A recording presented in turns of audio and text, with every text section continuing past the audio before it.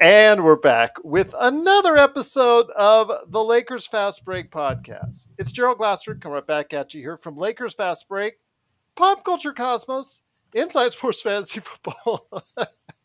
That smile from Joe. So insincere.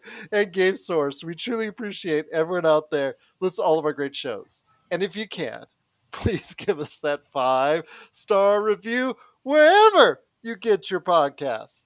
Plus, if you could like, share, subscribe, follow, or do anything that you can to support us right here at the Lakers Fast Break, Pop Culture Cosmos, Inside Sports Fantasy Football, Game Source, the great folks at LakersBall.com. Go ahead and check out Ox1947 as he rummages through all the groups today at LakersBall.com. Plus, our good friends at Lakerholics.com. Go ahead and join Jamie Sweet, the number 16 Lakers blogger out there, striving hard for number 16. There you go. You can go ahead and check out his latest 5 Things article today at 5 Things Articles at Laker. At Lakerholics.com. Let's go ahead and check out the number 1. Oh, the messages are already It's so flowing. funny. You guys are like, happy today and laughing. Well, we want to be in a good mood, and we'll go ahead and maybe explain why a little later on. But the number 1 Lakers blogger, Laker Tom, hopefully will join us today. He's also at Lakerholics.com. John, I sent you the emails. You can go ahead and join us as well, John, if you can. John McCallion, or you're in the chat group. So go ahead and join us today at Lakerholics.com. Plus also as well our good friends at the Hoopheads Podcast Network. It is sincerely appreciated. That's already flowing indeed. But I wanted to go ahead and start off, before we get into the main topic of the show, talk about real quick some things that we spoke about on our last show, especially to Jeff Green's comments in support of Russell Westbrook. I do want to mention that, yes, Russell Westbrook did hit 44% of his corner threes last season and 40% of his threes from the corner the previous season with Washington. That's good. That's great. But the thing is, last year, the corner threes, all 11 of them, were 4% of what he actually took in three-pointers last year. And the year before that, that 40% was only 2% of the actual attempts that he took as far as three-pointers from the outside. So he doesn't like going to the corner, even though he makes a bigger percentage of them. So if it's only going to lead to 3% of his total attempts, I don't know that says about Russell Westbrook. I guess he doesn't like going to the corner or being an individual on the corner that's going ahead and maybe has a better chance. But Jeff Green, if you can think of a better idea for Russell Westbrook, please go ahead and mention it in the comments. They are always appreciated. Again, appreciate everyone out there going ahead and talking about this and following us. Go ahead and make sure you like and subscribe below Jamie Sweet Today right there on YouTube. You go ahead and get the latest notifications on when we go live. Well, John says no. John, I disagree with you. Westbrook does like shooting. He does like shooting indeed. Of course, John says Yami Swoot. Yami Swoot's in the house, plus also Joe Soro. We'll get to them in a sec.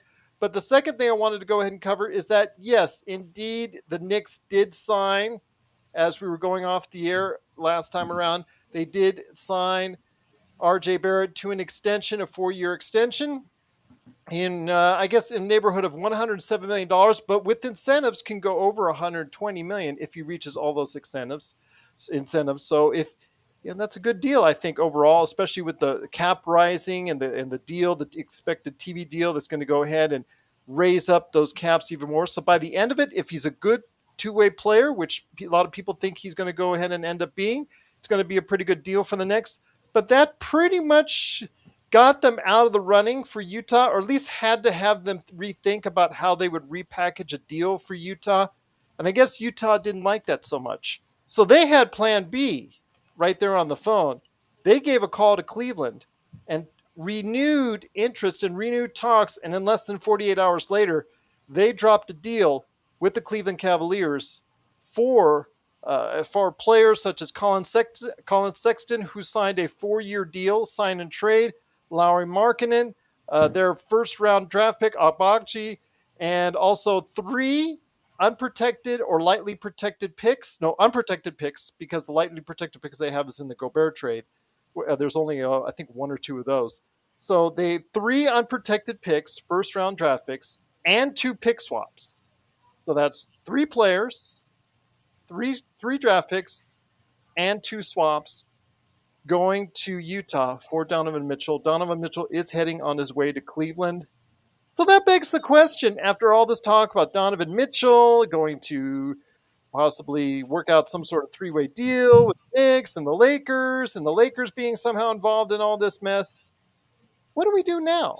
Now that Kevin Durant has decided to stay in Brooklyn, Kyrie Irving is most likely going to stay in Brooklyn for a while, and now Donovan Mitchell has been traded.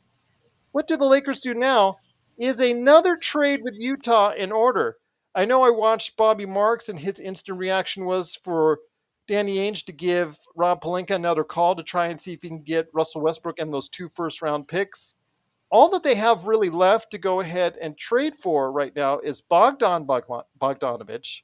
That's right, Bogdan Bogdanovic, Mike Conley, and Jordan Clarkson.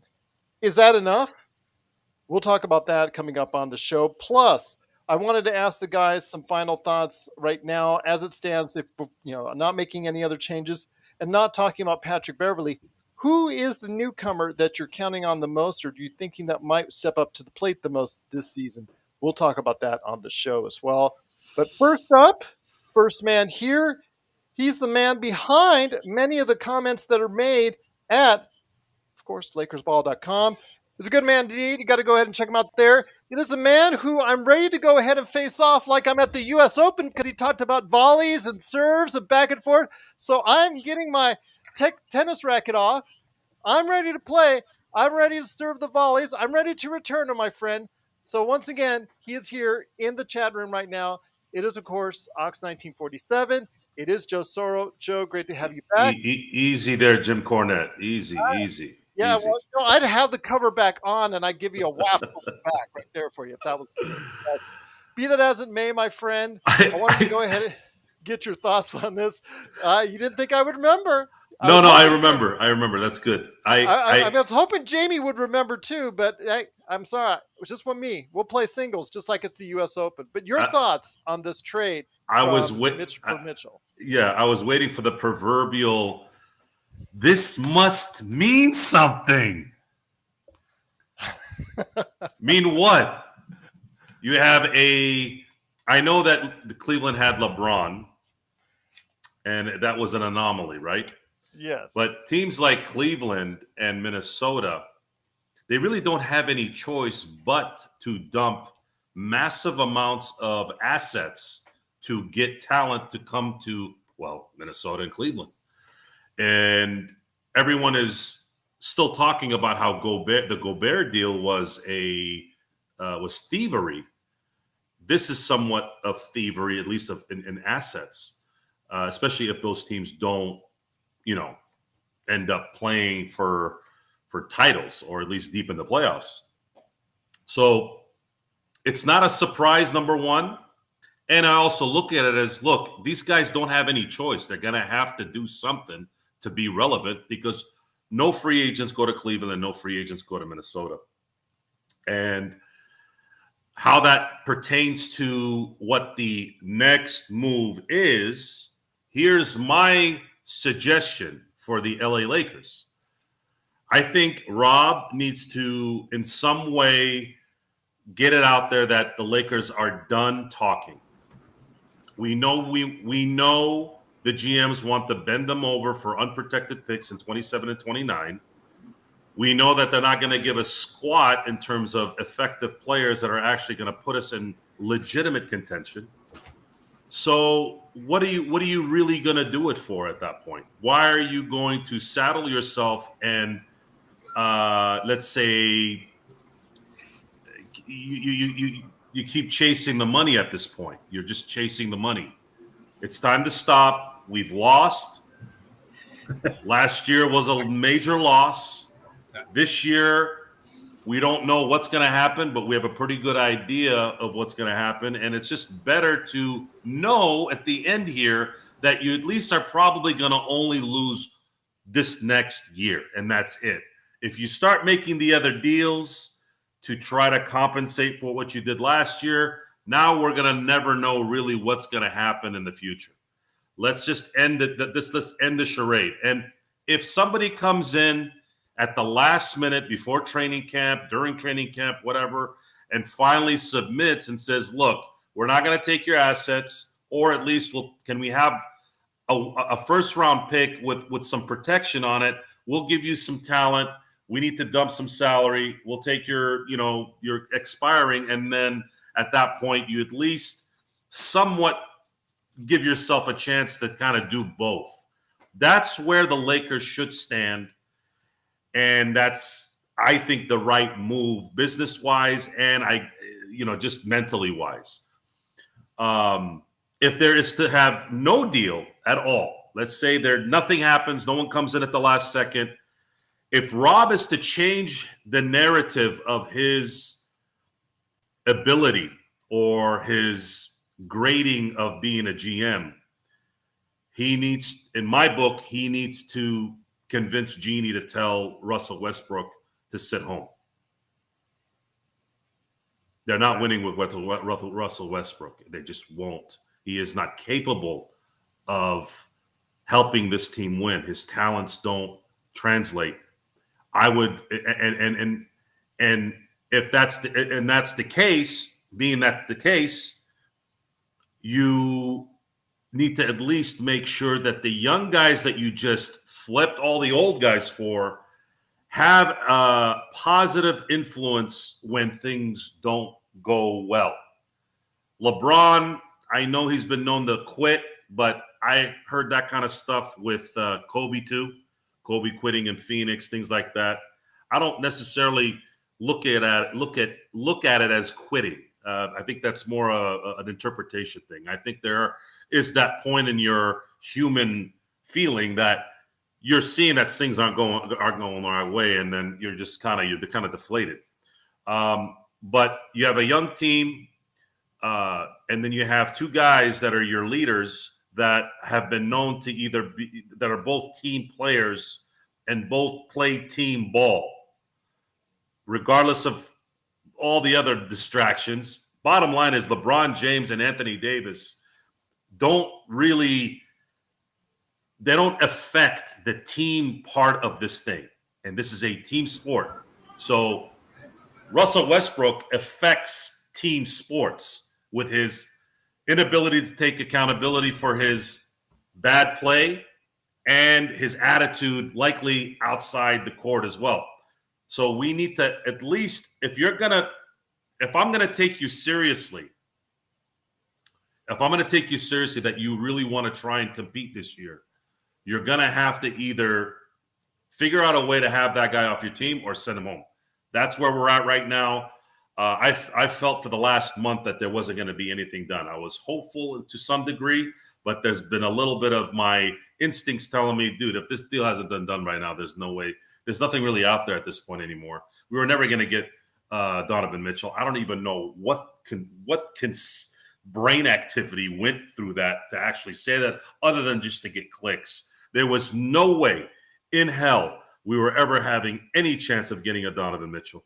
I don't know why that even came out. So now, these guys want your picks. You tell them to eat it and just get ready for training camp. I agree with you on that wholeheartedly. There's no way I would give up those 2 first-rounders for those guys. I would say, have a nice day if that's the case.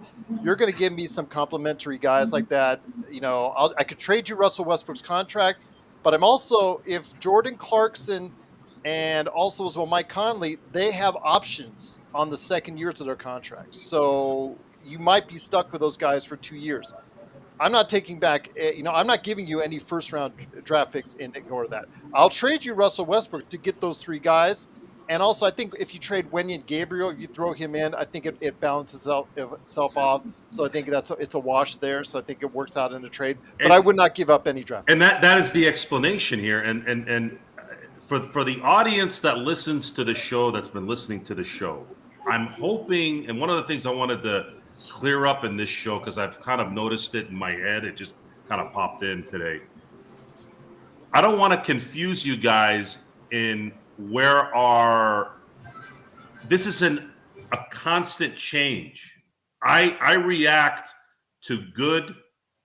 Can you guys hear me still? Yep, we hear you fine. Sorry, some stuff with blank. I react to the current decision making. If you make a good decision, I am going to support you. If you make a bad decision, I am then going to criticize your decision. I don't dislike or like anyone involved in any of this. LeBron, Rob, Jeannie, whatever. I don't know these people, okay? I'm reacting as a fan, and I'm reacting as someone who has a audience that wants to listen to us discuss this situation. So I wanted to really make this clear on this show for the future, and have it obviously logged in here if people ever listen to it later. I want you guys to understand, when you make the right call, I'm going to champion you for that. You make the wrong call, you're going to get really criticized. I don't dislike or like anybody in this situation. So in this situation, I am going to go, and again, the whole positive, optimistic, pessimistic stuff, that stuff doesn't mean anything either, at least not to me. I'm focusing on the current situation. So right now, I am going to say that they're doing the right thing. They're not budging and allowing themselves to get hurt here. So we need to commend Rob and commend Jeannie, if that's the case. Now it's okay. What's next? Now we have to wait. They might make a bad move next or whatever. We don't know. But as of right now, we're getting a pretty good idea of what's going on with these teams and what they're trying to do. And now your principles have to start kind of kicking in. Your support of the team needs to start kicking in. Well, if you guys are trying to, pull a fast one on us, no, I'm not going to be in support of that. I'm going to support the people that have said no, because I believe that's the right call. And that's kind of where I am on that. And also here today, good man indeed. You got to go ahead and check him out at the 5 Things articles available right now at Lakerholics.com. I kiddingly call him the number 16 blogger out there as far as for Laker bloggers. It is a good man indeed. You got to go ahead and check him out today at Lakerholics.com. It is my good friend. As John McCallion reminds us, Yami Sweet. It is Jamie Sweet. Good to have you here, my friend. Trying to get Laker Tom on, seeing if, I know he said he's a little tied up, but he said he's going to try and make it if he can. I know you're here for a limited time, but I wanted to go ahead and get your thoughts on this. Where do you stand on this trade, and where do you think it leaves the Lakers now in their position as they go forward? I mean, for Utah, it's in line with what they're trying to do. Good trade for Utah. They got draft picks. They moved a young asset and got what they wanted for it. I'm sure Danny Ainge would have rather some of the guys that came back been on shorter deals. Lauri Markkaken's going to be there for a while if they can't move him. He's not really a needle-moving player. Hard to see him fitting in either as a rebuilding, piece to include in your rebuilding process, or as a piece that's going to be easy for them to move. Sexton just signed a 4-year deal too, and he's going to be there a while. So they got plenty of draft picks, so they can entice somebody to take him if they want. They have at least 7 plus pick swaps. That's plus before their own draft picks. Those are, and that's not even including second rounders. So they're awash in assets, unlike us. So and I think it's a great move for Cleveland. This is just another example of, it's always the trade you never hear about. It was Knicks. Wait, it's the Cavs. Nobody saw the Cavs coming, and so this is why I this time of year, I, for the most part, tune NBA news out because it's just people trying to direct people to their website, read their articles, get some hits, get some clicks, and that's fine. That's what they're there for. So, but for me, I don't get a lot out of it. It's not interesting or fun, or it's not an exercise I particularly enjoy exploring or anything like that. So, I think it's a good move. It's a win now move for Cleveland. They had a deal on the table for Sexton, which they thought was fair. This is more money for him. Great for him. And I think that, it's an undersized front court, but it's an undersized backcourt, oversized front court. So who knows? Maybe that'll cancel each other out, and they'll be a solid defensive team and able to score. Well, with that front line of Allen and Mobley, I'm worried about their 3-point. How many baskets they're going to give up at the 3-point line? Yeah. I think their interior defense will be just fine. Jared Allen, and their shooting, I think, from the outside is. Yeah, it's a bit of a concern because they just lost a pretty streaky, hot shooter in Sexton. But those things will work themselves out. Mitchell's a pro. He knows how to get to the cup. He knows how to score. It's a great thing to have alongside Darius Garland. And if they can stay healthy, I think they'll make waves in the East. I look at that as like a 3-4-5 team right about now, with good health and good luck. So, everything that's just a shot in the dark. But as far as the Lakers go, I mean, this is just another door that's closing, right? Everybody was thinking that their best chance to get, something decent for Westbrook was, being involved as the 3-team salary dump for, players that nobody really wanted on either team, which always made me think like, well, if nobody else wants these players, why should we want guys like Evan Fournier, who doesn't really move the needle and isn't really all that great? A whole list of guys who you're kind of like, about. And it really has become an exercise for Laker fans, this has now become, how do you feel about starting the season with Russell Westbrook on your team?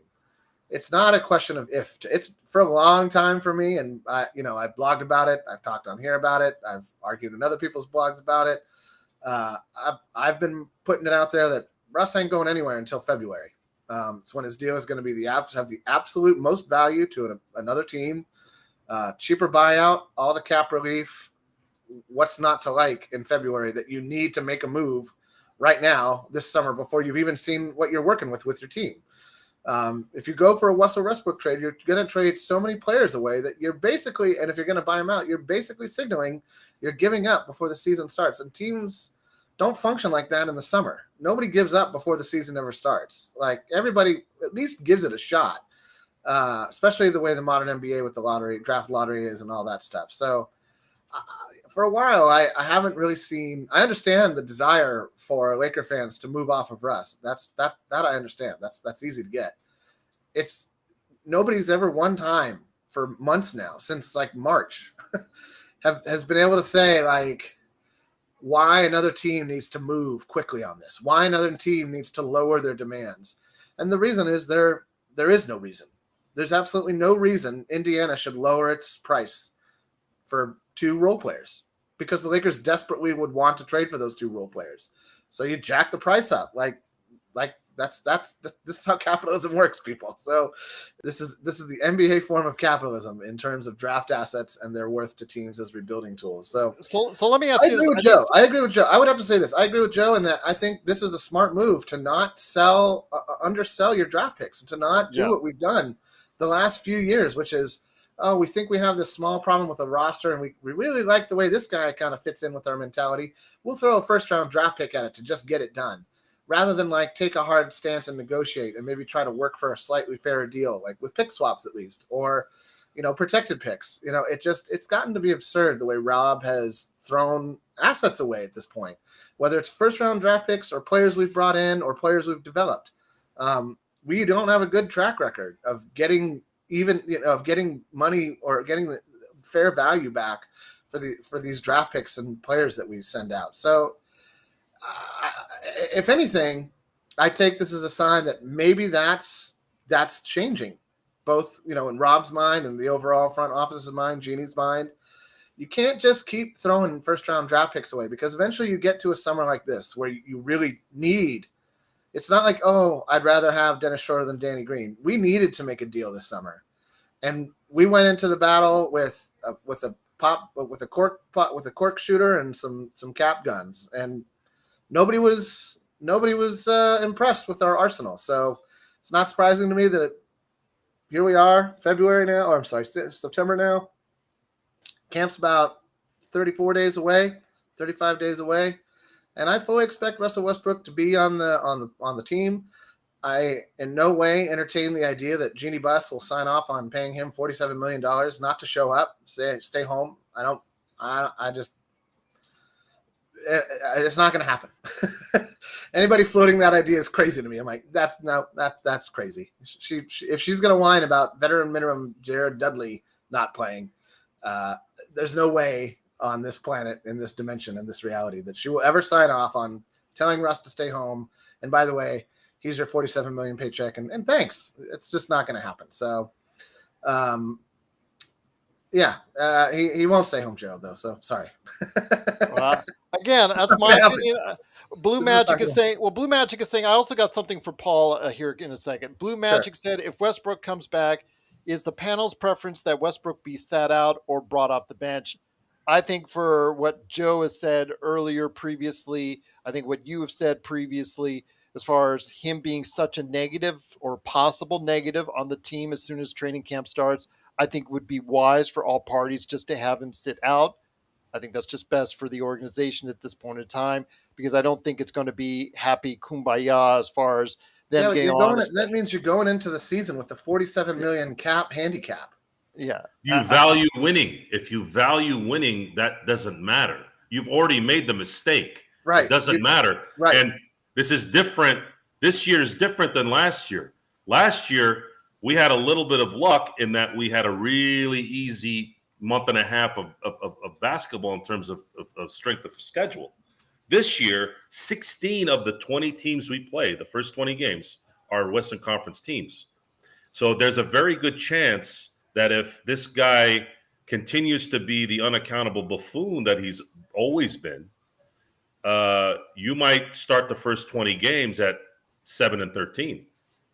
Well, I also wanted to go ahead and mention as well. I just think right now, again, it's just too much of a distraction. I think it's too much of a something that could. I mean, it'd be great for our shows. Let's put it having him and Patrick Beverley there, even if they want to try and mend fences, would be awesome to have as far as just conversation on the shows. But for the team success going forward, it would not be something I would advise. And I would just say, okay, if you're going to be stuck with this contract, I would just say send him home and just go ahead from there. I also want to mention to Paul, who's a Jazz fan, who's been on our show as far as in the chat room on the past few weeks. Thank you so much again for hoping to continue to be a part of this conversation that you have. Congrats to your team for getting a very good haul. I thought, I understand that what you're saying as far as what Tony Jones, one of the Utah local reporters who's really in tune with the Jazz, saying that the Knicks were lowballing the Jazz on it, and the usual mind games that are going on with it. And I'm glad that you guys have a nice haul in return for what you perceive as far as Mitchell. I thought Mitchell is the better of the two players between him and Gobert, but maybe if you even it out, I think that it's still all the picks you got and all the players you're getting back is going to set you up for a pretty good future going forward. I want to just say right now, though, that in accordance to Westbrook, as I said earlier on the show, there is absolutely no way I would get those two picks up as far as for what Utah has left on that roster. Nope. With all due respect, and it would take, if you go to the trade machine, you do need to go ahead in order to get back Russell Westbrook's salary. You would need to trade Conley, Bogdanovich, and also Jordan Clarkson. I think the Lakers would have to throw Wenyen Gabriel in the mix just to even it out. But yeah, it's just too far off if you only trade two of those three guys. And with those three guys are really not going to push the needle far enough that you say, hey, I got to give up 2 first-round draft picks. And I just don't think it's worth it. But Jamie. Utah's hard, and another thing, Joe, Utah's hard capped right now because of this trade. Yeah, exactly. That's something Bobby Marks did mention along with trying to hit up Rob Pelinka. But would your thoughts on it? Joe already agrees with me on the fact you would not trade the 2 draft picks. I would trade Westbrook for those 3 guys. But I would not trade the 2 draft picks. And that's what we need to the salute. Sorry, go ahead, Jamie. But do you agree with Joe and I? I would if it was a straight swap, no picks at all, 100%. You do that right away because then you're getting value back and you're not having to overpay. But if they fleece you for a draft pick of any kind, I mean, you want to make it look cute. Throw him a second rounder or 2 and be like, okay, look, you won the deal. Okay, yada, yada, yada. Way to go, Danny Ainge, and thank you so much, your gracious majesty. And Jeff, this Houston Rockets, I'm just going to say this real quick, and then I'll throw it back to Joe, but the Houston Rockets situation is very unique. They're not trying to win a championship the last 2 years. They were in the same boat the Jazz are in right now, trying to offload big contracts for expiring deals and picks. They ended up just buying Wall out. So, there's not a lot of similarities there. The Lakers are trying to be competitive this year. Houston is not. I mean, I'm sure they wouldn't mind being competitive, but the goal is to prepare themselves for the future. Competitiveness, should it come along, will be a happy bonus, gravy on top. But we're not in the same situation as the Rockets are right now.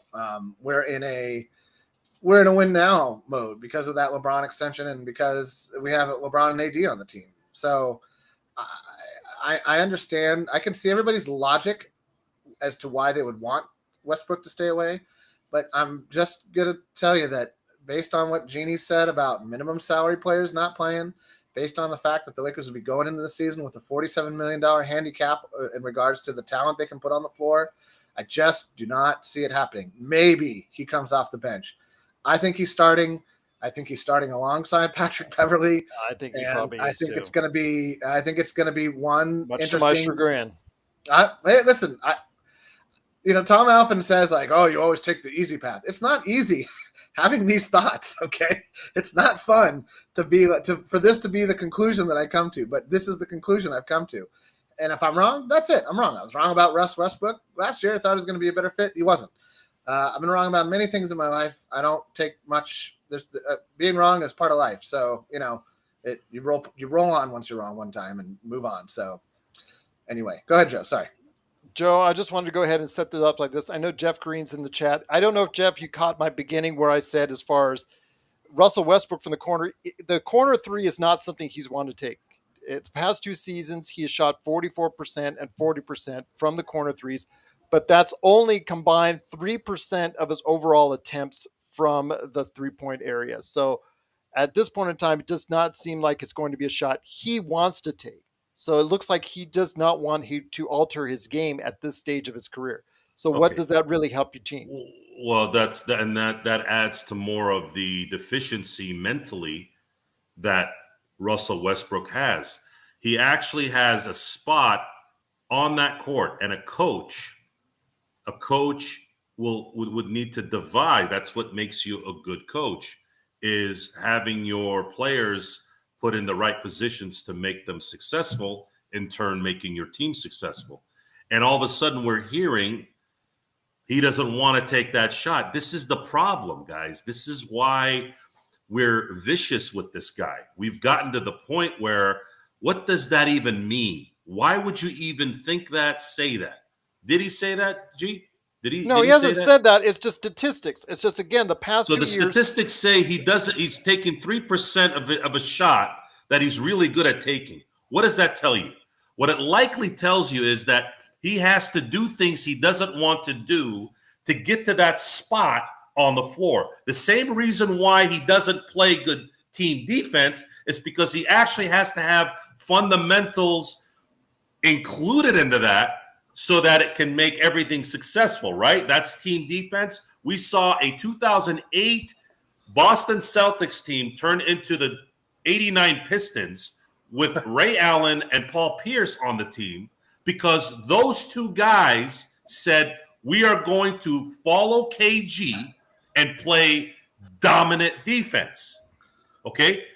Is it possible that he could become a good defensive player out of nowhere? I've seen it. I saw Ray Allen and Paul. I'm using that as an example. And they became a phenomenal defense that year and won a title. But he doesn't look like he's capable of making that sacrifice. And if he's not willing to make that sacrifice, which is him shooting, which is he likes to score and triple doubles, right? If he's not going to do that, if he's not comfortable doing that, how is he going to be comfortable doing the things that really aren't fun to do? And Darvin Ham can kumbaya all day long. Okay, it's gonna go. It's gonna, as soon as those losses turn from blowing a 13-point lead with 7 minutes left in the game to all of a sudden you just lost your 6th straight game, and all of a sudden the Laker crowd starts to chant, not on the court but outside, and then he starts whining and crying about how they're calling him names. It's over at that point. That's why risking bringing this guy back is so dangerous right now.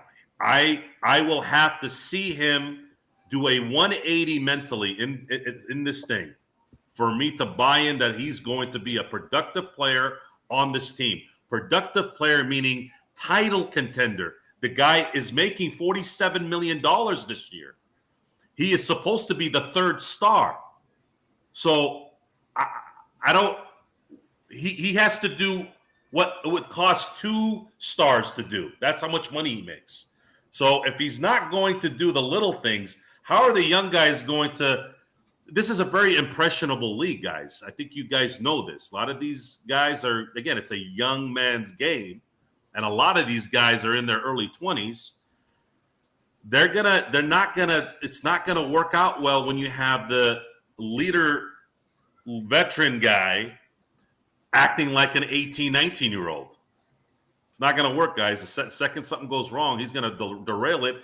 And the issue, this is the main issues with guys like Anthony Davis and LeBron James, is they're not the demonstrative types. They're not like Kobe or MJ that are gonna go into the locker room and say, listen, bleep, bleep, we're trying to win a championship here. Clean your act up. They're not going to do that. They're going to joke and be buddies. Right. They're going to do their handshakes. Right. And they're going to do this and then do this. Right. I've seen Westbrook do this on the sideline. Okay. I saw a video Three Stooges routine. And now that we're talking about the year of Chris Rock, right, because of what happened at the Oscars, there's a great clip of Chris Rock. I don't remember. I was reading his lips. No one really knew what he was saying because the audio was just for the crowd. But there's a scene, and this was, I think, the 09 playoffs. It might have been the 09 playoffs, where Chris Rock, you can tell he's joking. He's like telling a joke, and he's drinking something, and David Spade was next to him. And Kobe's just sitting there like, just oblivious to anything around him. They don't make those mofos anymore, man. They don't make those guys. Because that guy would be all up in your thing, getting that out of you.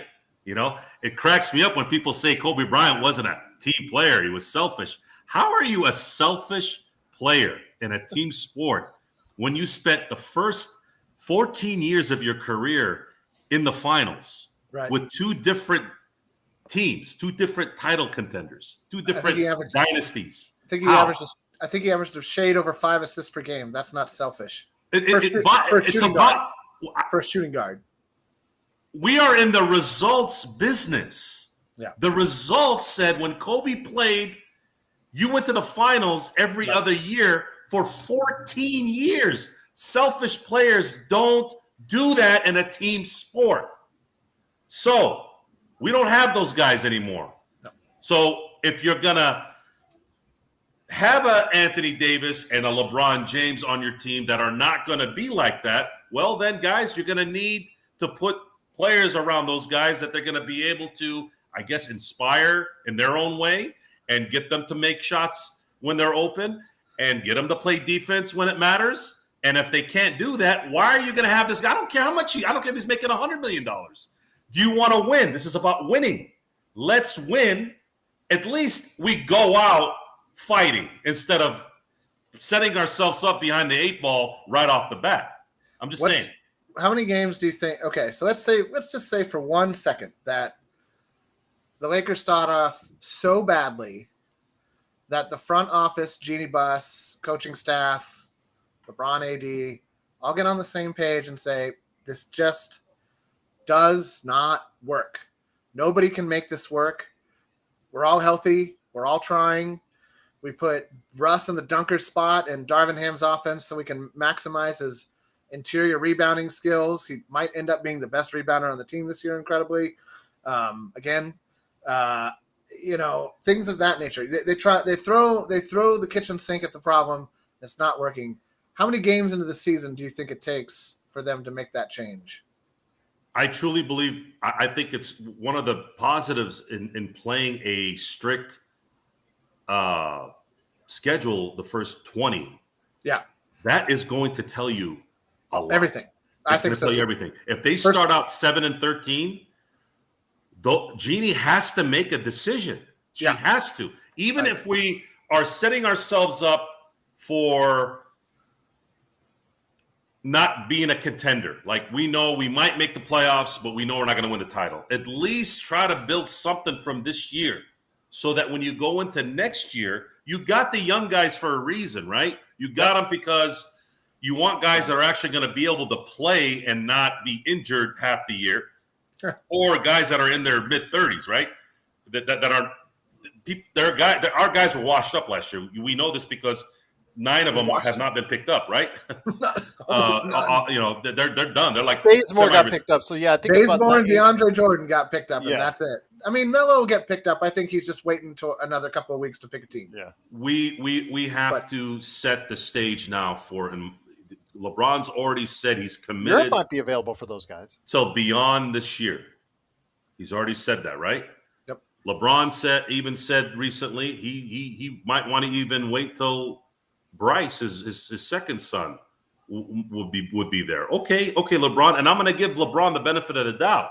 Again, guys, results.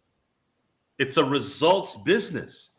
LeBron is going into his 20th season, and he has produced a high-end product in his play. Until that stops, I am going to assume that he is going to continue to play as well as he is. And we have seen this in other sports where there are some guys that are just they're the anomalies. They're playing. So I'm going to assume LeBron has another 2-3 years left. If that's the case, then guys, let's set the stage right now this year to see if we can build off this season, and then in the offseason next year, then let's get one big one or 2 really, really good ones, or maybe if we're lucky, get 3 just perfectly fitting type guys. Again, it sucks to say this after criticizing guys like Kuzma and KCP to some degree, and then I never criticized Caruso. Caruso's the perfect role player, but those type of guys, that's what this team needs, guys. We made a mistake. The Lakers made a mistake, and I think they know that. And I think we need to maybe start thinking about bringing that back again. I know Jamie Sweet's got to head on out. Please go ahead and check out his 5 Things articles today's at Lakerholics.com. Appreciate Jamie you saying the all you want on the trade. Hopefully, he can get you back on for Sunday. So looking forward to that there. But best of luck. Have a great weekend, my friend, and go Lakers. Go Lakers. Once again, it's the Lakers Fast Break. It's Gerald Glassford along with too sweet indeed. Joe Soro dropping the NWO reference right there. Wanted to go ahead into what Nick Wong and Blue Magic have been talking about here as far as Russell Westbrook. I think they're giving us, at least talking about anyways, the potential point guard options that we have on the team. And if hypothetically, that Russ plays okay to decent. First off, for the health of Laker Tom, even though I'm kind of actually thinking that for Lakers Fast Break content purposes, as Blue Magic alluded to and I've alluded to, it might be best to keep Russell Westbrook on the team just for the fact that it's sheer conversation alone. But for the health of my friend, Tom Wong, I think it would probably not be best to have him on the team just because, again, Tom has been very adamant and, I don't want him getting upset at all. Nick Wong says, it's okay. He's not here. You could say, I would be worried about my friend, just getting so angry on camera, something bad would happen. So Nick, believe me, I want to keep Tom alive. I want to keep Tom well. So maybe we should get Russ off the team ASAP because I know he's been very adamant about it, and I'll leave it at that. But hypothetically, let's say he stays on the team and plays okay. I still thought, and my original thoughts, because I've been waffling back and forth. It's one of the few issues I waffled back and forth on. I agreed with you, I agreed with Jamie, and then I agreed with you, and I agreed with Jamie. I do think that the one thing I've always said is that the deals for Westbrook, hypothetically, would get better, regardless of whether he plays well or doesn't play well, closer to that February trade deadline for the Lakers. At this point, it's looking like it's playing out like you guys thought.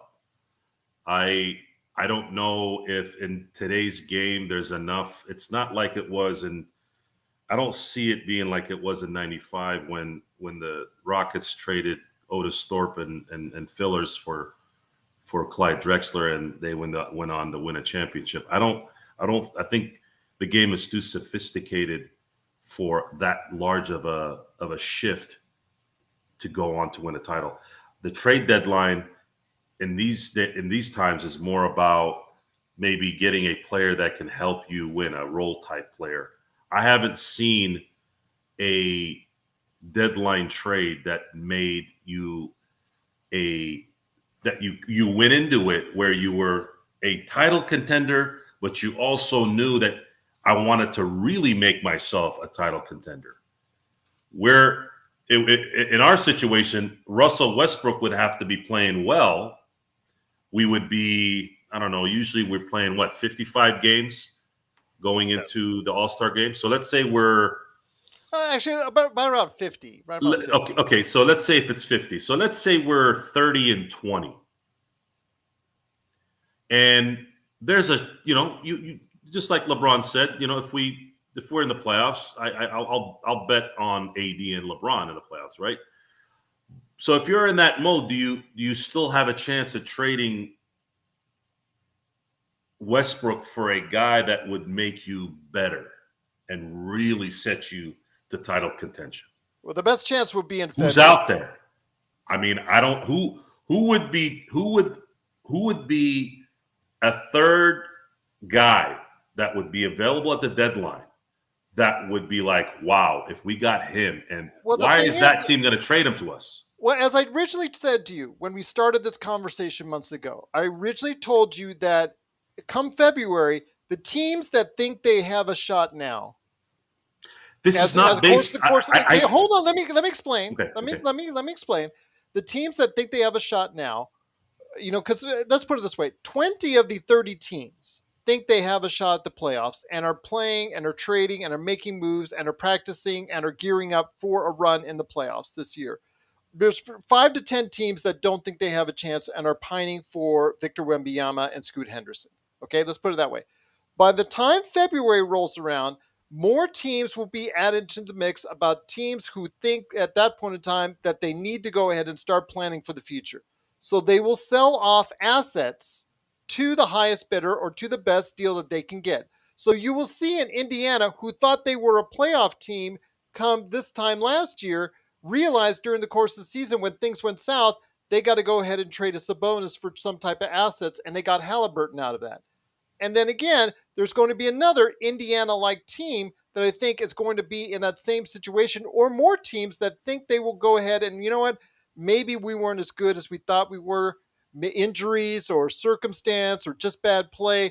Come February, there might actually be a lot better deals on the table. And I think there's going to be better deals on the table then than there is right now for the Lakers as currently constructed, that you don't have to give up either one or both of those first-round draft picks.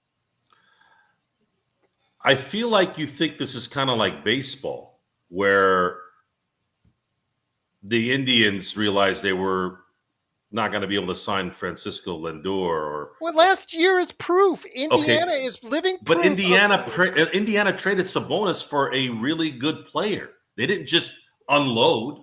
Yeah, they got back a really good player.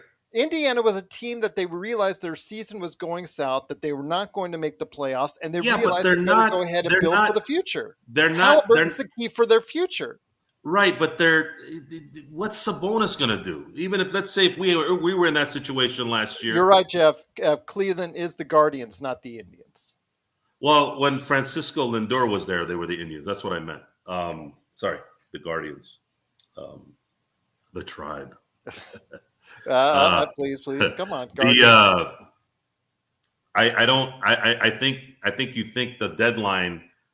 I really believe that the NBA deadline is not like baseball. Football tries to do that crap. Has been trying to do that because because the NFL are such selfish. You know what's they try to make the deadline in the NFL matter because the NBA owns that part of the. They own that genre, that free agency, the craziness. And the NFL's like, well, we want to create a deadline and we want to make it exciting. Or I should say baseball owns the deadline, NBA owns free agency, and then, of course, NFL owns everything else. NBA has a good trade deadline. They've really made They used to. Lately, it hasn't been that exciting. I haven't really seen a lot of like difference-making trades. And as far as this situation, for this to work out for the Lakers, again, let's say they were 30-20 and Westbrook is being, let's say, functional. Who is out there right now that's going to be competing, that has a player that would be perfect for this team, that they would be like, man, we owe this guy another 4 years or 3 years, let's say. He came to us and he's like, look, guys, I really want to win a title, and accommodated him. But they're going to want assets back. They're not just going to take Russell Westbrook. They're going to still want those first-round picks. The only way you're going to trade Westbrook is if another team wants to dump longer-yeared contracts. That's it. It's not going to be this thing where, oh, well, you know what, we're not going to win, so just send what's-his-name over there. It's just not going to – that's not going to happen. I don't see it happening. I don't know when it's happening. There's either going to be some kind of equal return or you're going to have to give up draft assets. And at this point, you only give up those 2 picks for a third star that's going to help you win a title. I just think, again, the deals will get better closer to February than what you I don't see any deals, though. Who's out there? Who is a very, very good player that has a contract that's, let's say, 2 years beyond 2023 that a team will want to unload to get an expiring contract like Westbrook? Well, funny you should mention that, because in the Arizona Republic, they mentioned, I think it was earlier this week, DeAndre Ayton, yes, and Cam Johnson, who I would rather take but than that was for Miles Turner. The other guy. That was for the other guy. No, that was for Westbrook. No, that was for AD. No, that was for AD. That's right. That's right. It was for AD. That's right, Anthony Davis. Yeah, so I thought out with AD. I chuckled at that one. That might make sense if AD has another 35 game season to some degree, but I don't believe in any way, come the deadline, that the Lakers are going to be able to move Russell Westbrook for a third guy that will help them compete. I didn't say a third guy, but at least for a package that's probably a little bit better. Or even a split of that third guy. Let's say it's 2 guys that are equal to 3, right? Or maybe in 3. Terms of impact. Okay, or 3. Who is going to do that without them requiring a draft pick? Unless those 3 are not playing well and you think they'll turn it around in LA and their contracts are beyond this year. I mean, there's a lot of scenarios here. I think that the Duncan Robinson thing, came up in the last few days, where Miami might want to start dumping some of those contracts, but I don't know how legit that is. I don't know if Pat Riley would do a deal with the Lakers. Again, you and I are in agreement that you would not trade for what Utah has now as far as the role players, Bogdanovich, Conley, and Clarkson. You would not add in those 2 first-round picks. You would just trade Westbrook straight up for them. I think we should give Rob credit. And I am. I'm going to give him credit for not give him credit for doing a trade with Danny Ainge where he did not require to give assets. That's a miracle. Has Danny Ainge ever done a trade in his career where he didn't get back assets, draft capital? I don't know. Yeah, exactly. I'd have to look back. I was surprised too that there was no draft. But it made sense for both. It made sense for both. So they take a risk in getting a young player, and then they unload a guy that they don't really care about, and that's it. And the Lakers get THT off their books for next year. That was a pure money deal. That's all that was. It was a money deal and a deal for Danny Ainge to just give it a shot. Hey, maybe THT becomes a viable player in the next 2 to 3 years when we're building our next title team. it made sense. It made sense money wise, and it made sense risk wise. So, As of now, seeing that there's really only one, maybe two deals left on the table as far as right now, but they're not outside of the Indiana deal the most enticing. Do you see now, because you were so adamant, but Laker Tom, of course, was the most adamant about this, about Russell Westbrook not being on the roster come opening day, come the opening game for the season for the Lakers. Do you see now a scenario that he actually will be on the team come that first game in Golden State? knowing what I know about the ownership, Jeannie and Rob, they haven't shown me they have the guts to do a move like that. So yes, I believe Russell Westbrook will be in the starting lineup come game one against the Golden State Warriors. Well, one move out there is the Indiana trade something you would pull the strings for with the two draft picks involved? I would do it in one scenario. Okay. That they do a top 8 protection on one draft pick. That's it. One, and it still has to be protected. Maybe a pick swap instead? Pick swap, sure, that's fine. But I think that's probably the only trade that kind of would help and sort of has some realistic scenarios where does Indiana say, look, we really need to get rid of this contract at this point. They held off long enough. Let's meet halfway.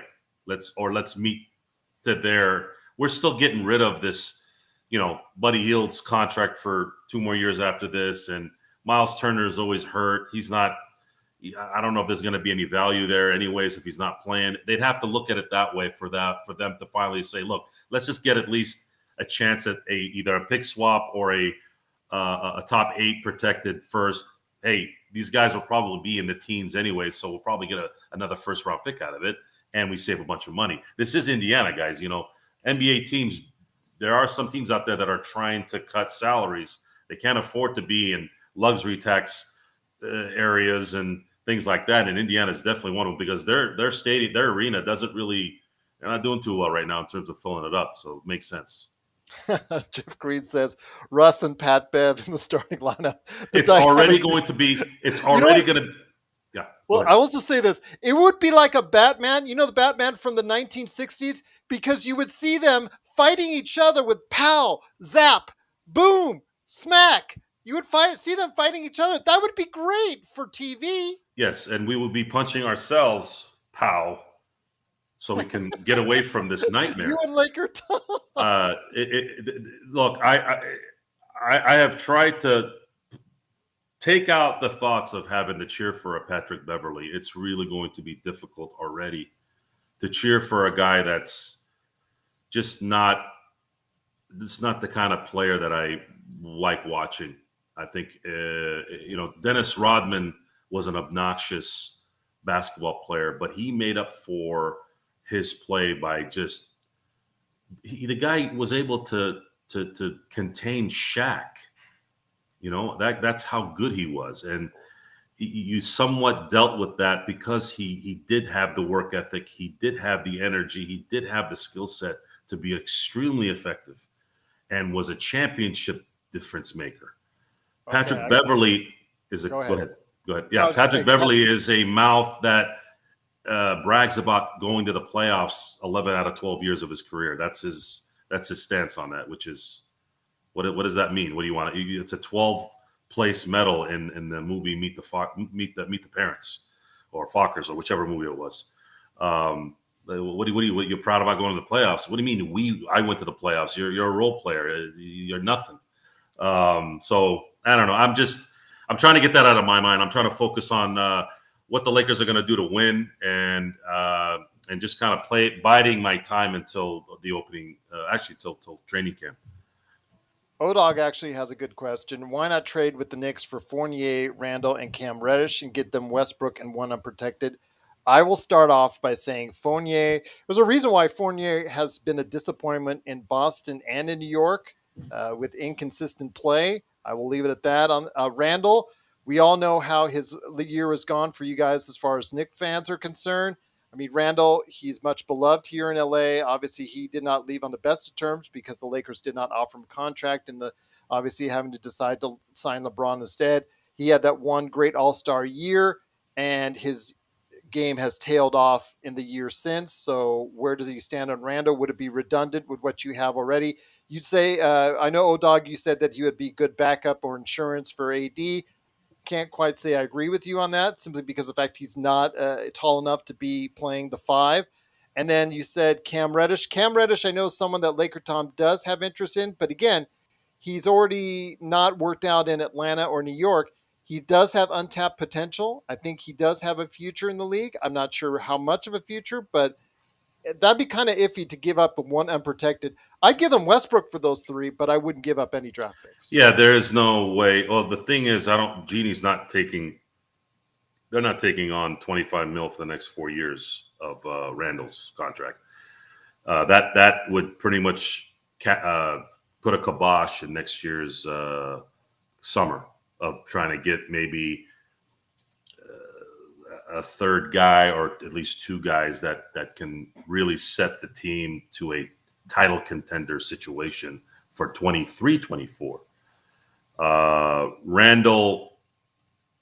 Randall on this team would be best as a 6th man, but you don't pay a 6th man $25 million a year. So you're just not. It's just not a realistic trade financially, and of course, flexibility wise, it's just not going to make sense for the Lakers. And for the Knicks to do a trade for Westbrook, it would have to include Randall. That would be the whole point of taking on Westbrook's contract and also being able to match those contracts. There's no way. Who else are you gonna? You're not going to trade RJ Barrett. So what exactly is going to happen? And I'm sorry, but Cam Reddish is not a good player.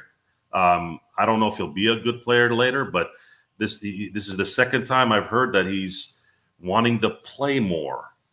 What does that even mean? If you want to play more, this is a performance business. If you play well, you will get playing time. We're not in high school. There isn't a high school dad that, the coaches in the school have to cater to, who, puts thousands of dollars in their budget. This is pro sports. This is the NBA. It's a performance-based business. If you think that you're good enough to play more, then you would play. I don't like that kind of. We don't need that guy there. We already have one already. That's really bad, where he feels like he's entitled. So Cam Reddish, he hasn't shown me anything. Until he does, I don't even think about that part. But for the Knicks, I think you need to get that out of the way and just understand that deal will never happen unless Genie takes on the John Randall contract. That's the only way. I will say, though, that if we did the Indiana trade, we would probably pick up someone like TJ McConnell, and the Lakers would get back Wenyen Gabriel again. Hold on, let me finish. Both him and Hield are 3 years on their contracts. They would probably most likely both of them pick up the final year on their contracts, just to let everyone know. You would have to know if he's going to actually make shots. Now, TJ's already having issues in Indiana shooting. And my thing with the LA shooting, guys. What did Rasheed Wallace say? When playoff time comes, things get a little tighter. Well, in LA, it's always playoff time in LA, so it's tight all year. And I don't know if you want to risk adding more salary on a guy that, might Luke Walton it. I still think I could do it. Well, again, both him I told you.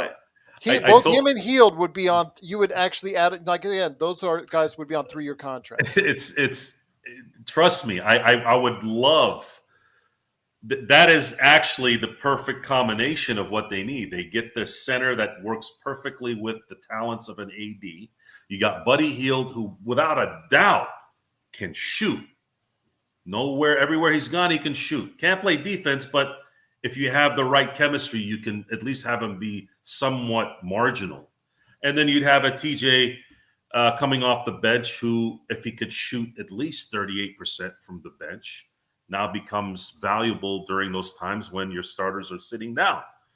Yes, it would be in terms of the positions and the talent and the somewhat abilities. Yeah, but pressure changes everything, and we don't ever really know what that does until we watch them play. And we obviously saw what pressure did to Russell Westbrook and what it usually does to young players in LA. It's just very rare that they flourish. It's you got to kind of pick your spots with certain players, and I don't know. I just don't know what the Lakers are going to do. It's very likely that if they were to get a deal done, the only one that makes sense from a talent situation is probably Indiana. But we're still talking about a management that took the Lakers to the NBA on tampering charges. Do these guys really even want to help us? We've heard all these rumors. Are they true? I mean, everything that's come out this summer has been garbage. Do we even know Pritchard wants to do a deal with the Lakers? Do we know it really? I haven't seen anything that would say it is. I think It depends on how far he wants to tank. I don't know. Tanking in the NBA is a waste of time, in my opinion, in so many ways.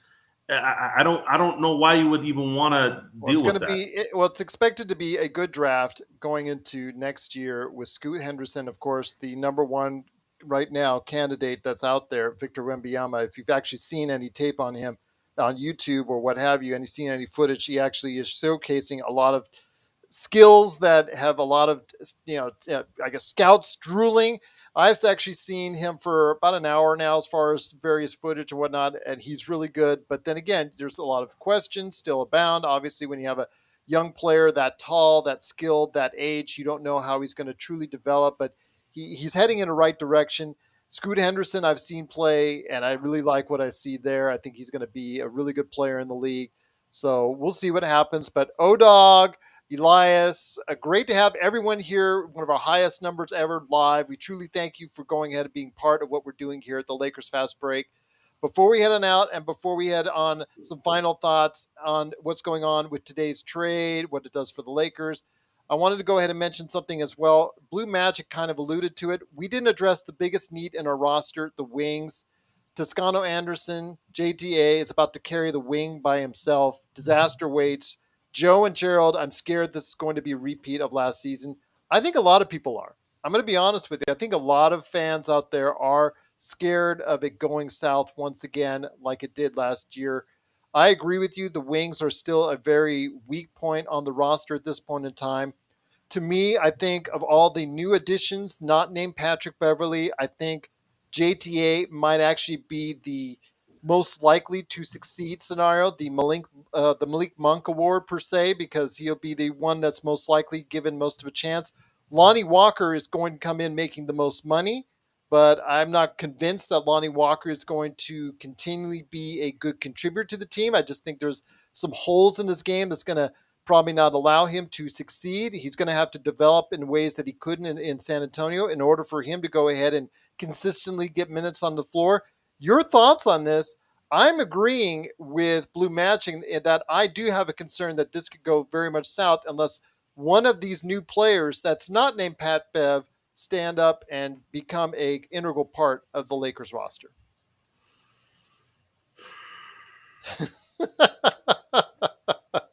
For the young guys to be contributors, they're going to have a good environment.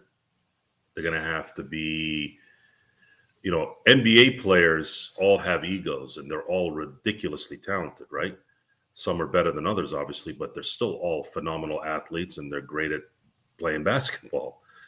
The most positive thing in playing with LeBron James is he's been one of the few all-time greats that wants the players around him to play better. It might be for selfish reasons so that he can win, and that's part of what being the number one guy is. You can't fault him for that. That's how it works. However, the results are you are going to get the ball. We know this. You know this. These guys that are coming to the Lakers know, hey, guys, if I'm open, LeBron's going to give me the ball. Doesn't matter if it's a last-second shot. Doesn't matter if it's in the first quarter. He's going to drive. If you're open, he's going to throw you the ball. Now, can you make the shot? Is the question. Most don't on a consistent basis.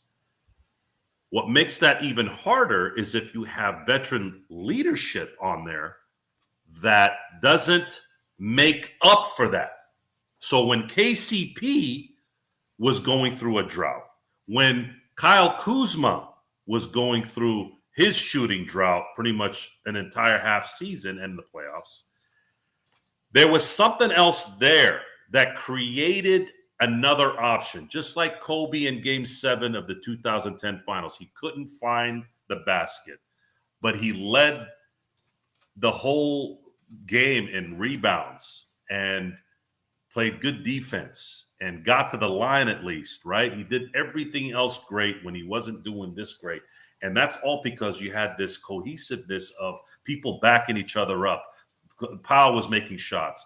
Bynum would make a couple shots. Lamar was doing things. It made up, right? That's the point. This is a team sport. Basketball is a team sport. So if you have any kind of wedge into that team concept, it's just going to make it even harder for these guys to contribute in the correct way. And you have a lot of smart teams out there that are ridiculously talented and have good coaches. They're going to feed off that. It's so easy to feed off a Russell Westbrook defense. Guys, just do this. You know what he's going to do. He's going to open up his hips this way. You're going to have an open lane to the basket because he's too lazy to do this. And I would even tell my players to tell him while you're doing it. Really frustrate him. Really get in his head. That's what you do. You're there to win. So it's, Lonnie Walker, you mentioned Lonnie Walker, and I've been trying to stay away from that a little bit because I don't like bagging. Why? He signed for the exception $6 million. We looked at the numbers on Lonnie Walker. Okay, if Lonnie Walker was the worst rated defensive player on a Greg Popovich team, that is a scary statistic. That is a very scary statistic. And he's not that good of a shooter on top of it. I know Laker Tom likes to stress the second half of the year, but overall, he is a 34% shooter at the best. 31 for the first half. I think he shot close to 38, 39% in the second half. I want to believe from three, of course, that he will be better. I want to believe that Russell Westbrook will play the way he was supposed to play last year, before last year. The reality is you can't make the same mistake twice in my book. You learned your lesson the first time. That's what that's for. We assumed this was going to work. It didn't.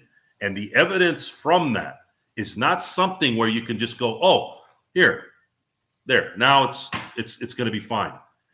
We're talking about a business where age matters, where a mentality matters.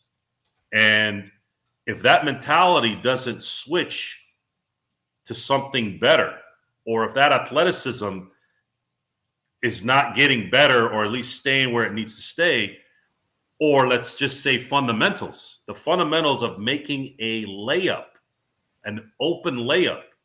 I can't tell you in the last 5 years how many missed layups I've seen. I used to see a missed layup in the first 26 years of watching basketball. I would see maybe one missed layup a month. That's what my memory remembers. I don't remember these guys missing wide open layups. Now it's every game. People are missing layups. It's because the fundamentals have slowly eroded. You're watching. I'll give you a good example. When I was watching the 1999-2000 Birth of the Dynasty on Sportsnet, right? I've seen it 100 times. They always show the replay.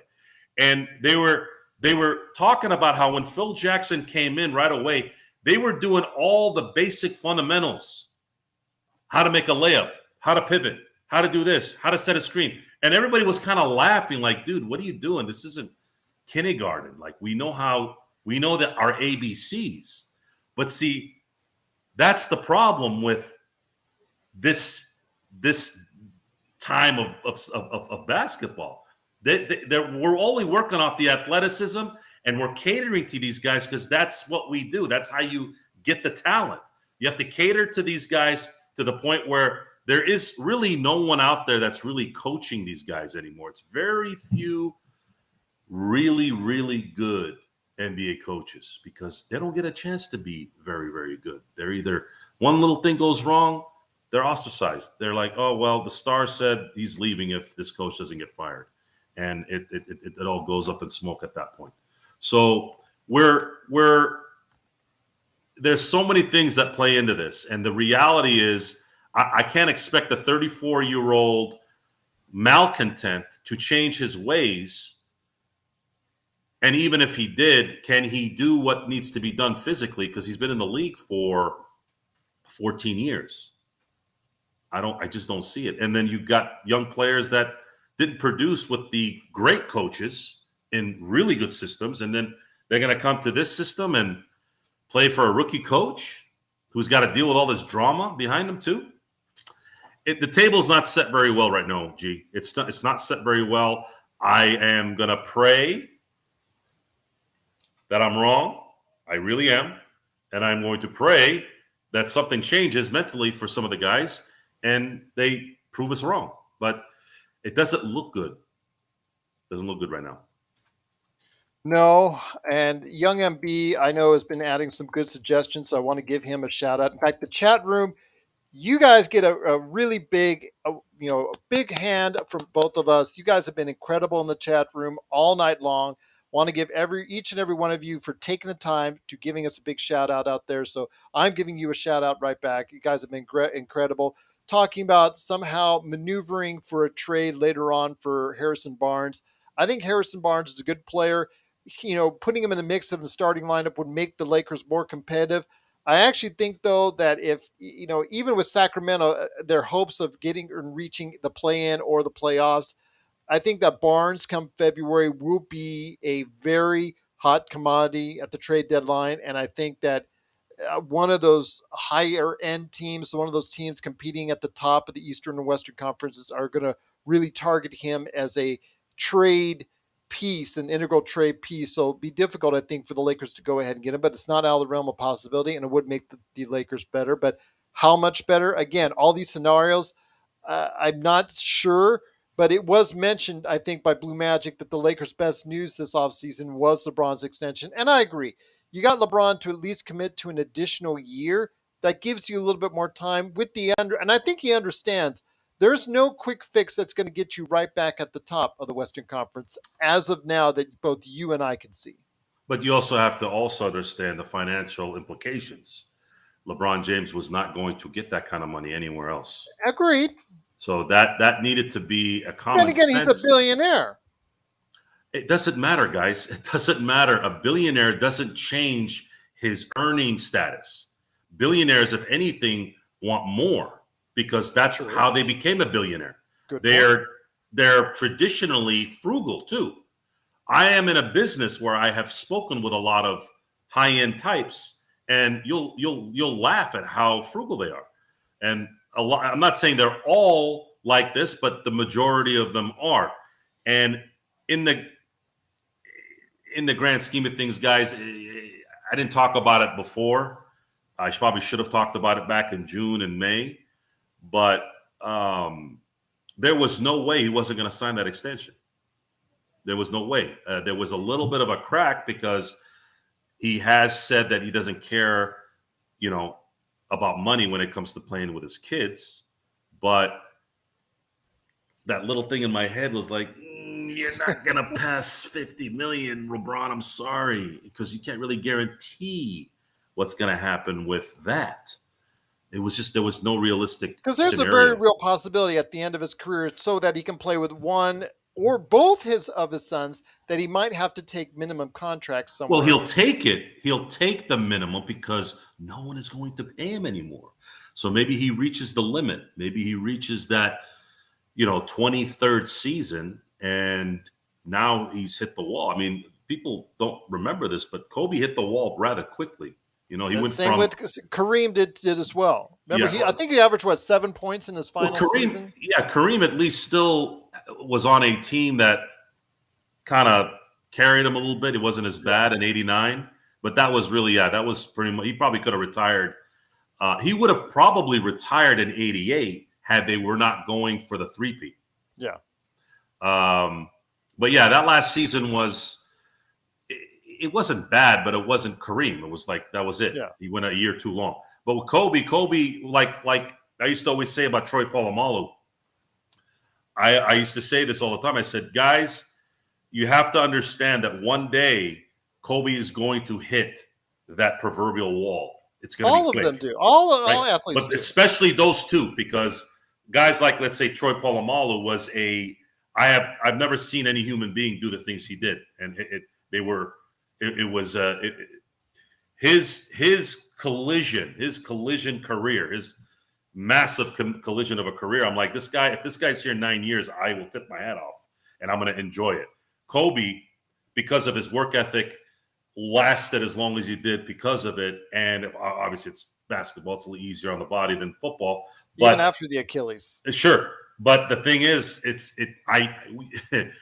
you had to have been realistic that this was not going to end well. It was going to end like it did, where he's playing for some kind of something, and all of a sudden, boom.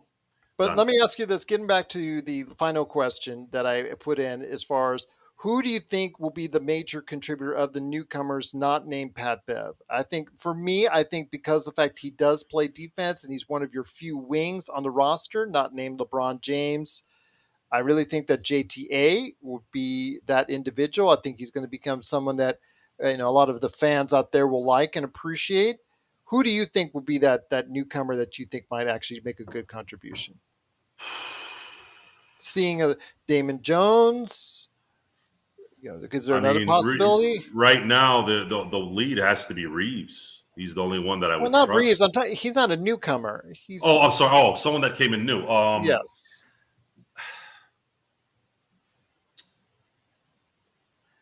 I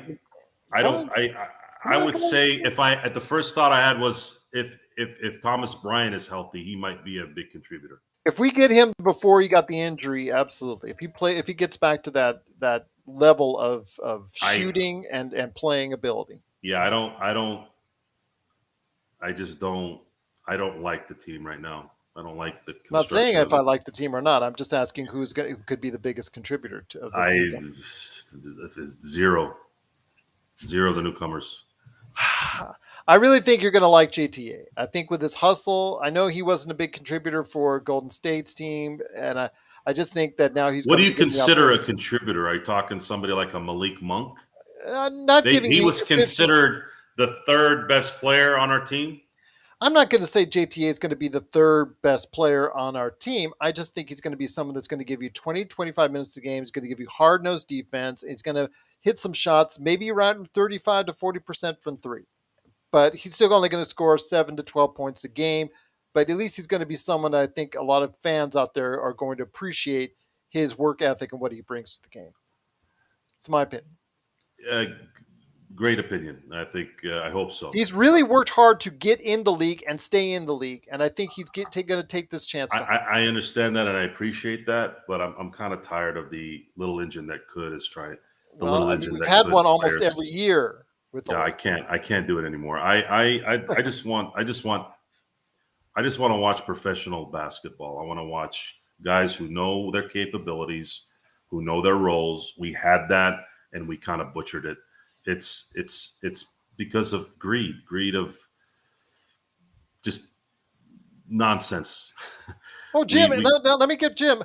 I'm with Joe too. I do not like the construction of this current team as well. I think we are all in agreement of that. But we're going to still watch the games. We're still going to be here on the Lakers Fast Break.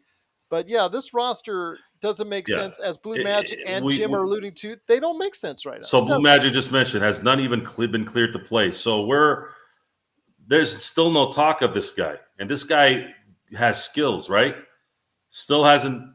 I haven't heard jack crap about it. I'm in tune with all the news, guys. I pay attention to relevant news. Of course, I don't go on Twitter and listen to those hacks that just put up BS trade scenarios. I'm talking about when I want to know what Nunn's doing, I go on the Lakers Ball and a couple of other sites that are credible and go, okay, what news is coming out of there? Is he playing yet? Has he practiced yet?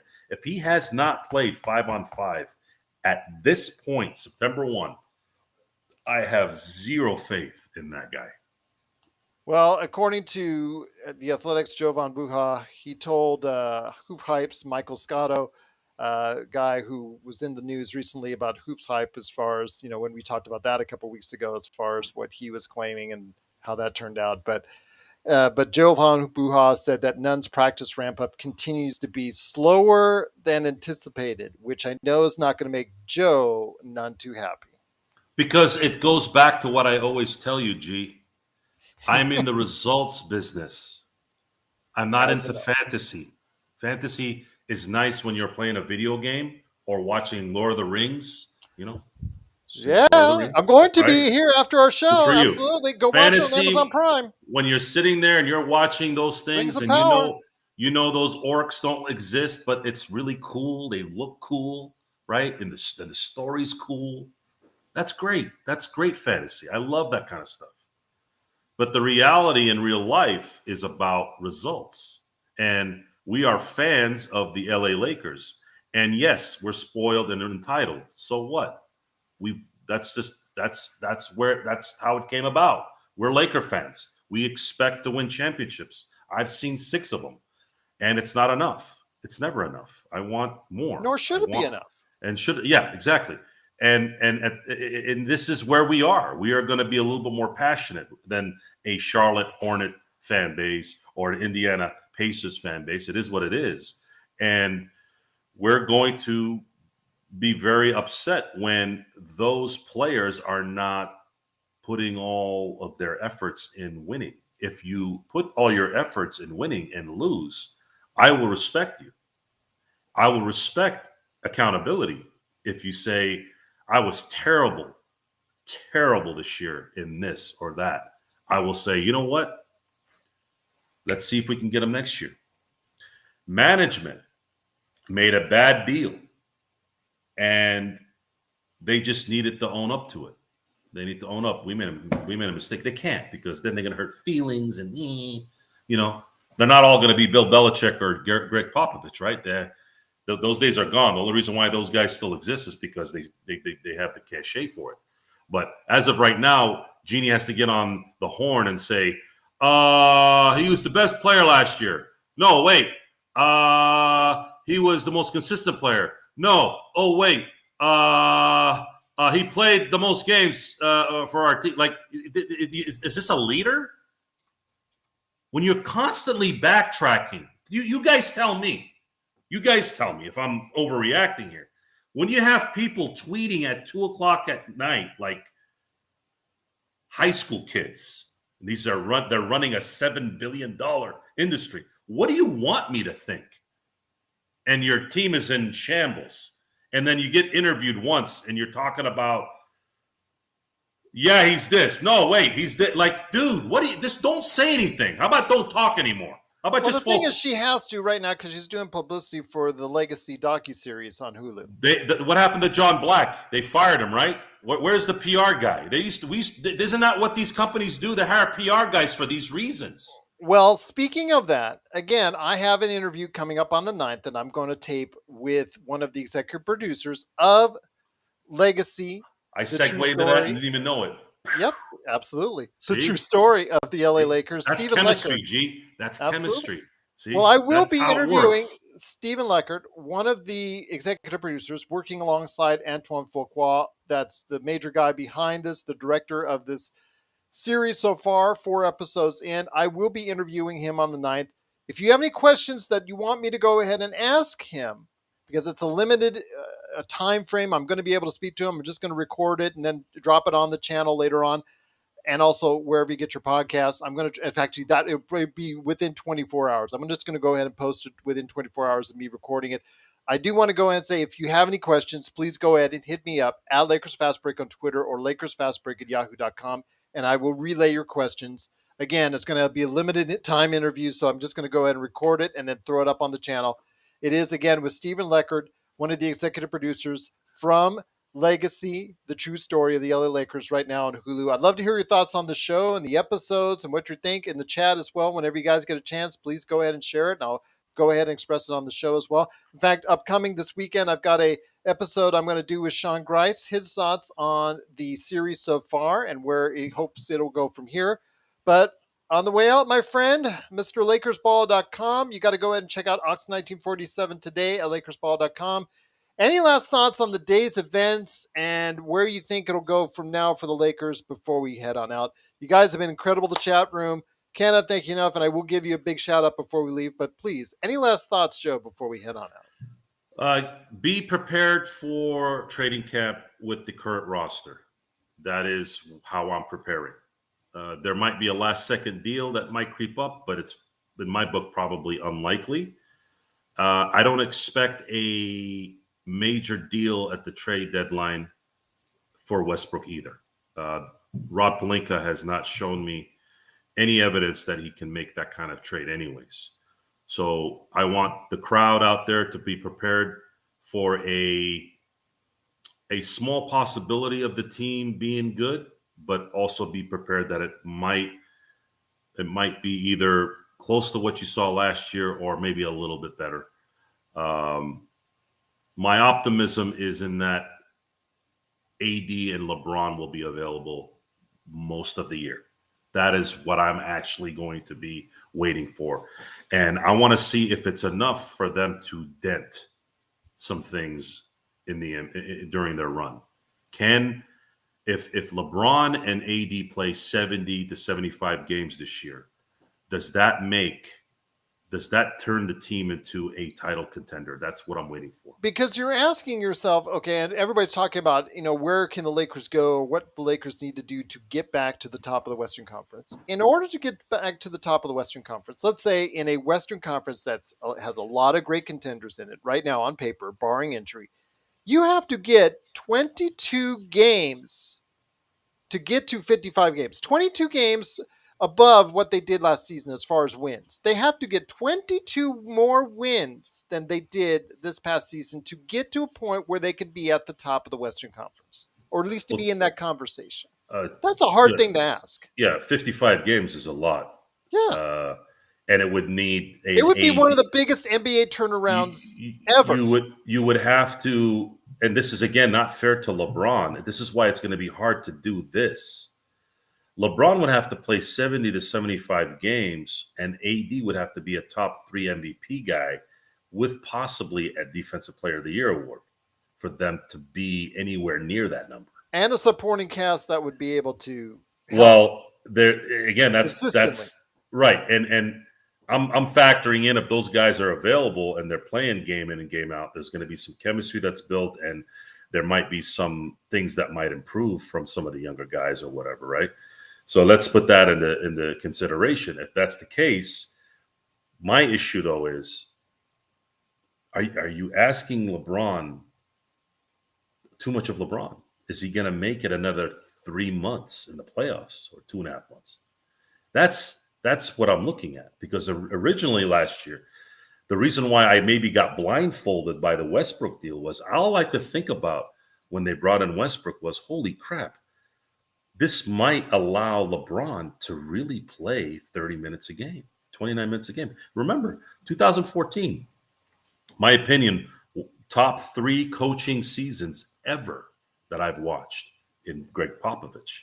That was one of the greatest coaching displays of 2014.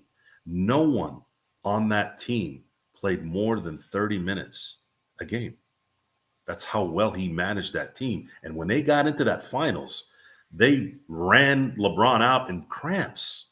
That's how good that team was. Tim Duncan averaged 29 minutes a game that year. I mean, just phenomenal management of a team. And Tim Duncan was nowhere near what he was before. And he was still effective because he was preserved as well as you could preserve a player. And I can't expect, as freakish as LeBron is physically, I can't expect him. And there's already evidence of it, guys. He can't play defense all out all year long.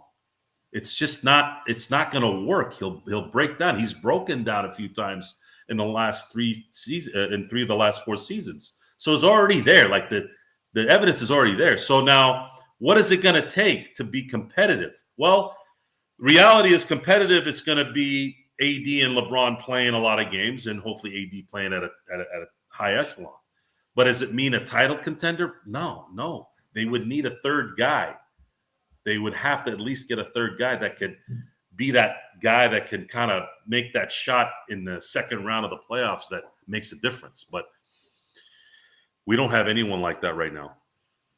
No, not right now, but hoping for a better future for the Lakers, hoping for a future that will include some last-minute roster tweaks, maybe finally seeing if we could pull off a trade with Indiana or someone else that's going to get, Russell Westbrook off the team, and maybe something else in place that might help give the Lakers a better chance of being more competitive this coming season. But we'll see.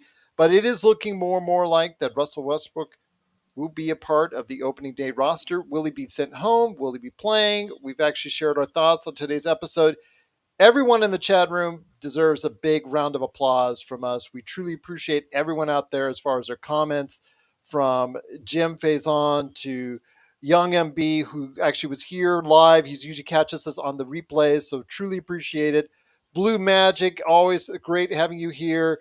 So many individuals out there. Again, Paul, the Utah fan who keeps coming back, truly appreciate it. O-Dog, truly appreciate O-Dog also as well for his comments as far as the Knicks are concerned. Elias, looks like he was a part of our show as well. Appreciate him in the comments as well. Thank you so much. Everybody that was such a great part of the show. Ray Joe, thank you so much for stopping by as well. He doesn't think AD is making the All-Star team this year. Well, again, I'll relate it to what Joe said before previously, Ray Joe, and that is AD, this is a make it or break it year for him in Joe's mind. Joe wants to give him one more year. I'm willing to go ahead and do that.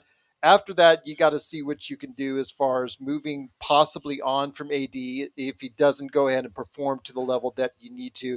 Jeff Green, as always, truly appreciated you being part of the show. Again, Leighton Griffiths, he stuck in with a comment. Nick Wong, appreciate it. Hope all is well with you out there. Tell Tom we said hi. We missed him on today's show. Hopefully we'll get him back on Sunday. Once again, Paul, great to have you here. Everybody's been a great part of this chat room today. We truly appreciate it. Once again, we will be back. I will be doing an episode sometime over this weekend that'll drop on the channel with me and Sean Grice. At least we have that scheduled. But we will be back on Sunday at 5:30 for our usual group chat. So we're going to go ahead and do that. So we will be here on Sunday.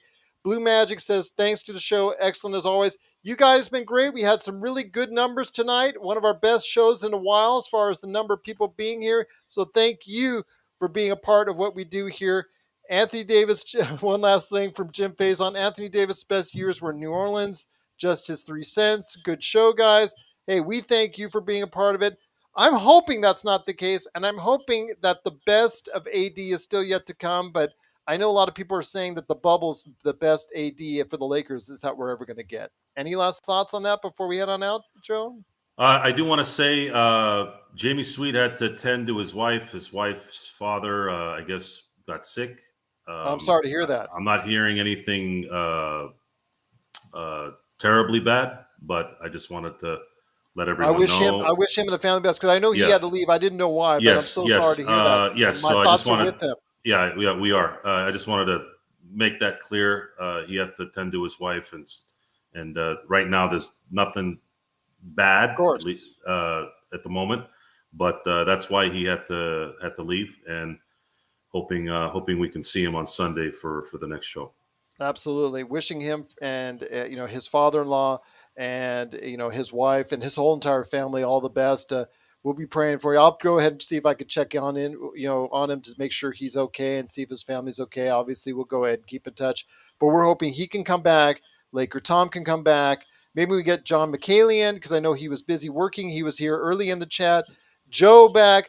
There's a lot to talk about still. We've got 4 weeks left to training camp, and we'll see what happens. But we have still got so much to talk about. Joe, any thoughts on the Anthony Davis stuff I was talking about with Jim before we head on out?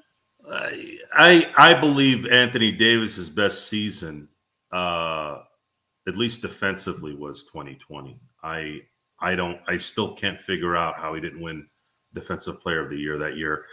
Had there not been a break in the season, I think he would have won it. I think people forgot how dominant he was that year. That was the best Anthony Davis I've ever seen play, and you have to go with that year because I actually saw him do. I saw him turn into Hakeem Olajuwon when it mattered in the playoffs, and I've only seen Hakeem Olajuwon play defense like that my whole life. To me, AD 2020 was the best AD I'd ever seen, and this year's going to have to be better than that for the Lakers to even have any shot at being a title contender. Agreed, my friend. Absolutely agreed. But once again, we will be back with more great episodes. Again, if you have a question for me to go ahead and relate to Stephen Leckert coming up here on the 9th, he's one of the executive producers of Legacy, the current docuseries on Hulu. I'll go ahead and relay it on. Please go ahead and hit me up at Lakers Fast Break or LakersFastBreak@yahoo.com. I'll be dropping an episode, hopefully, if everything goes well and he gets out of Toronto traffic with Sean Grice this weekend. We will definitely be back Sunday, 5:30 Eastern Standard Time. 5:30 Pacific Standard Time, 8:30 Eastern Standard Time, just for everyone out there. So we are going to try and stick to a Sunday, Tuesday, Thursday schedule for everyone out there. Joe, you can always catch us, Ox1947 at LakersBall.com. Once again, the latest news as Mitchell gets traded. Spider Mitchell, as Jamie Sweet always loves to say, Spider Mitchell has been traded for Colin Sexton, Larry Markkinen, Abaji, and 3 draft picks, first-round draft picks, and 2 pick swaps. Unprotected, too. Unprotected, too. So now they have, again, not counting their own, they have, 7, possibly up to 7 first-round picks. If, I think some of the at least one of the Minnesota picks is protected, but up to 7 potential added on first-round picks, plus pick swaps as well. Danny Ainge is making out like a bandit. I'm telling you, my friend, making out like a bandit indeed. So I'll tell you what, we'll see what we can do here from the Lakers end. Will that mean a trade to the Lakers for Utah, or will that mean a trade somewhere else for the Lakers? Or will that mean that Westbrook is going to stay for now as a member of the Lakers heading into camp? We will go ahead and continue to discuss these options, and we thank you again for being part of what we do right here at the Lakers.